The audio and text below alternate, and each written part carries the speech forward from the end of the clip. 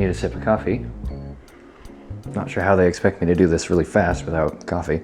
What's up, ladies and gentlemen? Today, I just wanted to give you a really fast review of this thing. This is my favorite tripod to ever exist, almost.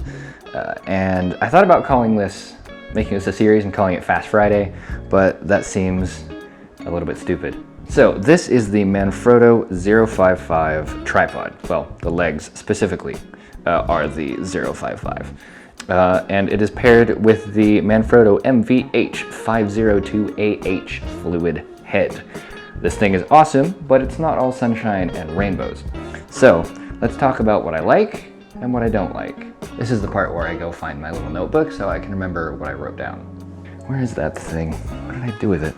So one of the first things I really like about this tripod is how solid it is. This thing, you know when you're carrying it, you know when you're using it. This thing is solid as an absolute rock. The weight capacity of this thing is well over 20 pounds, and I don't have any camera combinations that weigh even remotely that much.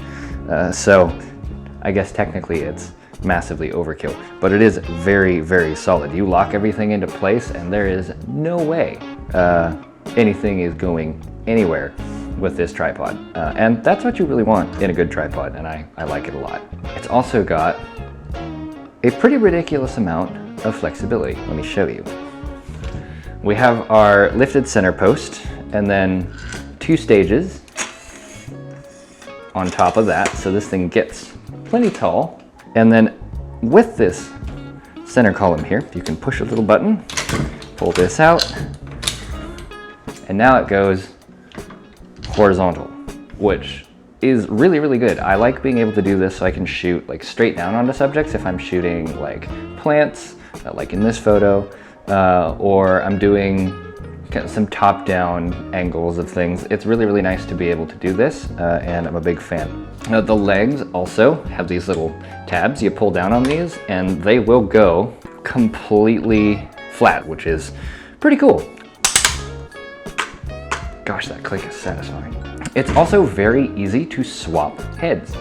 The head that I have on this thing, which is what it came with when I got it, all you have to do is just unscrew this main head right here, and it just unscrews from the top like that, and you've got I believe that's 3/4 thread right there, and I can put a number of other heads on this. I often put a ball head on it if I know I'm going to be doing specifically photography related stuff. I'll just throw a ball head on, and it works really well. The fluid head on this thing is also awesome. I'm a huge fan of this.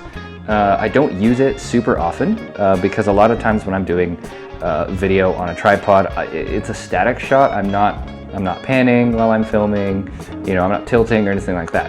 But this head is pretty darn awesome. The fluid drag system is really cool. On the tilt axis, it springs back. So if I bend this like that, it'll automatically spring back, which is great for counterbalancing cameras that are very front heavy. You know, my camera mounted here with a 70-200 or a 100-400 or something like that.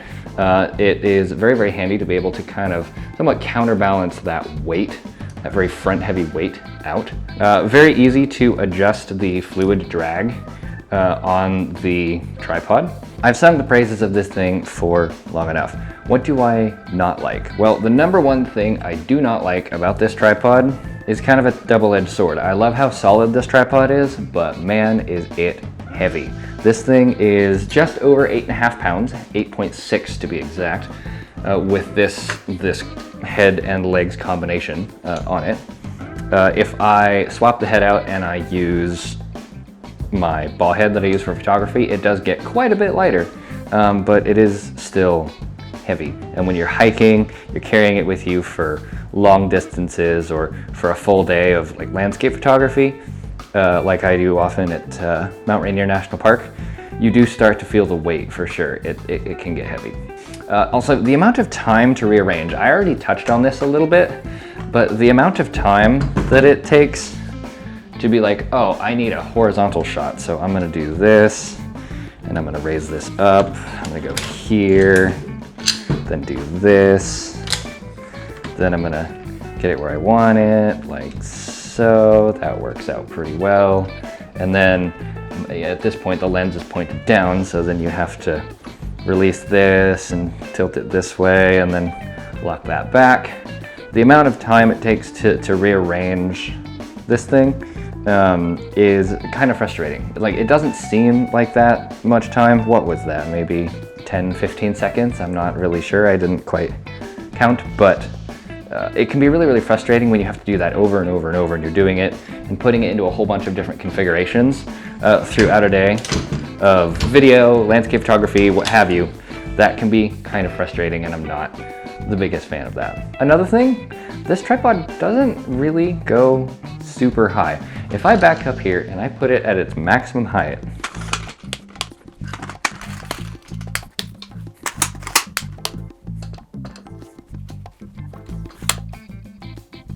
there we go. All right, this tripod is now at its maximum height, which technically would put the camera up here over my head. For 99% of applications, that's probably going to be fine. And so this is really only a minor complaint. But there have been times where I've wanted to set the tripod up in such a way that I am up here and the ground is down here, and I still want to get a shot from like here or so. And so being able to take the tripod to like really long and put the feet down on the ground below and have me up above, still being able to do what I need to do, that would be handy. I've had that happen a few times, and so it would be nice to have a tripod like this that goes up to like maybe 8 feet to be able to do that. But I do understand that the higher you go, the less solid this tripod is going to be.